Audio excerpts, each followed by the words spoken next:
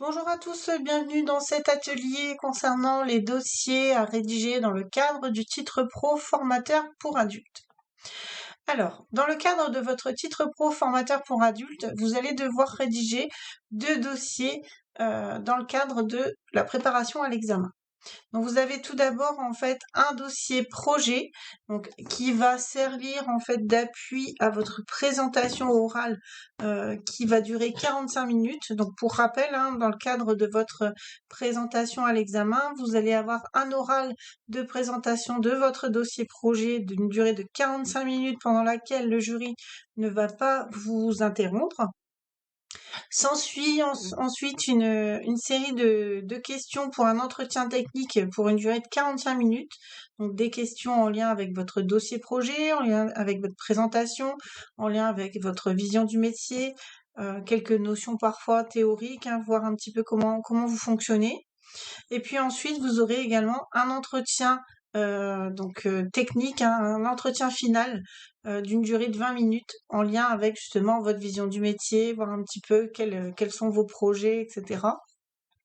Donc ça concerne le premier dossier, le dossier projet. Puis vous aurez aussi le dossier professionnel. Le dossier professionnel est un dossier obligatoire pour passer l'examen. C'est un dossier que vous allez devoir rédiger en 3 exemplaires également, à partir d'une trame fournie par le ministère du Travail, donc fournie par la DRIT. Donc dans un premier temps, j'ai choisi de vous parler du dossier projet. Donc je vous le rappelle, le dossier projet, c'est vraiment la base de votre présentation orale.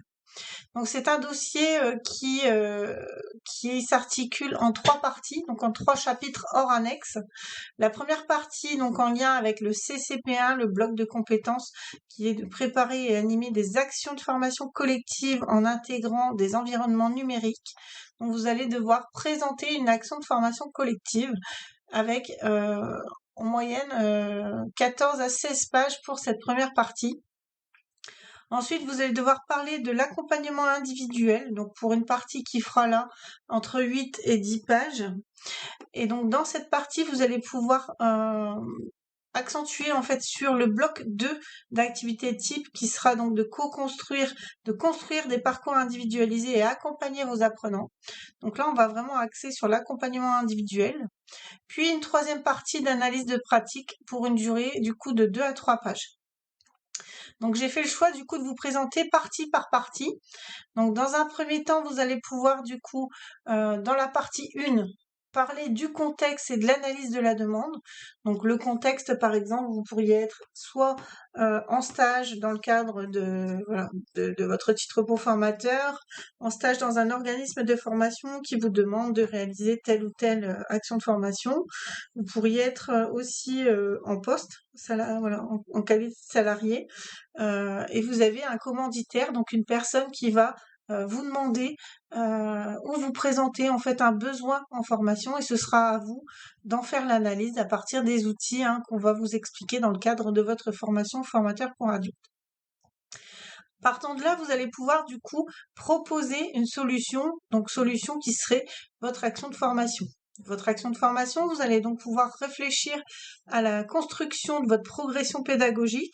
Donc progression pédagogique qui va présenter l'intégralité de votre action de formation, la timer, présenter également son contenu, les objectifs pédagogiques en lien avec chacune de vos séances, vos méthodes d'évaluation et également vos méthodes de restitution d'évaluation.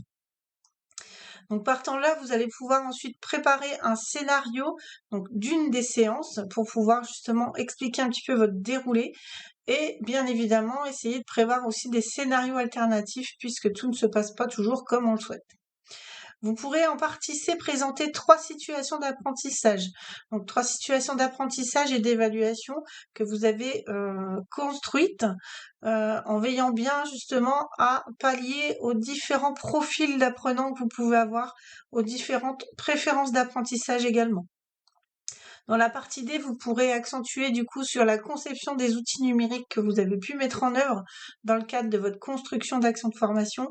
Donc ça peut être un Padlet, ça peut être un Geniali avec des interactions apprenantes, ça peut être des tutos. Puis vous pourrez parler un petit peu de votre animation, donc l'animation que vous avez mis en œuvre dans le cadre d'une animation en collectif, que ce soit en présentiel ou en distanciel. Dans la partie F, vous allez pouvoir mettre en œuvre les compétences du coup 6 et 7 en lien avec le fait d'inscrire vos actes dans le cadre réglementaire et dans une démarche sociétale, hein. Et également parler de la veille professionnelle que vous mettez en œuvre, veille professionnelle en lien avec la formation en général, votre métier en lien avec les techniques que vous devez appréhender, et également la veille en lien avec tout ce qui concerne l'aspect numérique, hein, du métier de formateur. Ensuite, dans la partie 2, hein, donc comme je vous le rappelle, la partie 2 concerne vraiment l'accompagnement d'un apprenant. Donc là, on va déjà parler en première partie de son positionnement. En effet, en fait, vous avez à l'entrée en formation un positionnement qui est fait, donc soit par le service administratif, soit par le formateur également, en lien avec les préacquis et les prérequis de votre action de formation. Donc vous allez pouvoir mettre en œuvre des entretiens avec vos apprenants, des entretiens d'accueil, d'entretiens de suivi, entretiens pédagogiques, entretiens de remédiation. Vous allez pouvoir également faire des entretiens de recadrage. Et dans cette partie-là, vous allez pouvoir justement expliquer comment vous formalisez tout ça, comment vous mettez en œuvre le suivi de vos apprenants sur l'action de formation. Vous allez pouvoir également parler des dispositifs, en fait, des ressources que vous avez pu mettre en œuvre. Si par exemple vous avez dû adapter le parcours à des difficultés d'apprentissage, adapter le parcours également en fonction des besoins de votre apprenant, hein. Ça peut être voilà, en lien avec des contraintes extérieures par exemple. Et puis vous allez pouvoir accentuer du coup sur cette démarche de remédiation en lien avec ce que vous avez mis en œuvre pour accompagner, pour mettre à disposition toutes les ressources nécessaires à votre apprenant. Dans la partie numéro 3, en fait, nous serons vraiment du coup sur l'analyse des pratiques, donc l'analyse de votre pratique. Donc idéalement, ce serait de partir sur un ou plusieurs faits que vous avez pu rencontrer, donc en expliquant bien les faits qui se sont déroulés, les sentiments que vous avez ressentis également, essayer de prendre du recul en lien avec ce qui s'est passé, essayer d'analyser un petit peu les facteurs déterminants, ce qui pouvait voilà, faire en sorte que la situation se passe ainsi. Analysez votre façon de réagir à l'instant T. Essayez d'analyser également comment vous pourriez faire autrement. Donc l'analyse de pratique, c'est quelque chose en fait que vous allez devoir faire systématiquement à chaque animation.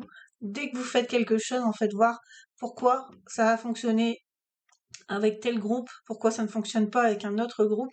De cette manière-là, vous allez pouvoir du coup vous améliorer. Donc, par rapport à ce dossier, en fait, vous avez donc environ une trentaine de pages hors annexe et vous devez, voilà, ça sert vraiment de base en lien avec votre oral, avec votre entretien technique. Donc ensuite, je passe sur le dossier professionnel. Donc le dossier professionnel, c'est un dossier encore une fois obligatoire pour passer l'examen et qui va servir du coup à démontrer au jury que vous connaissez et maîtrisez les compétences en lien avec le métier visé.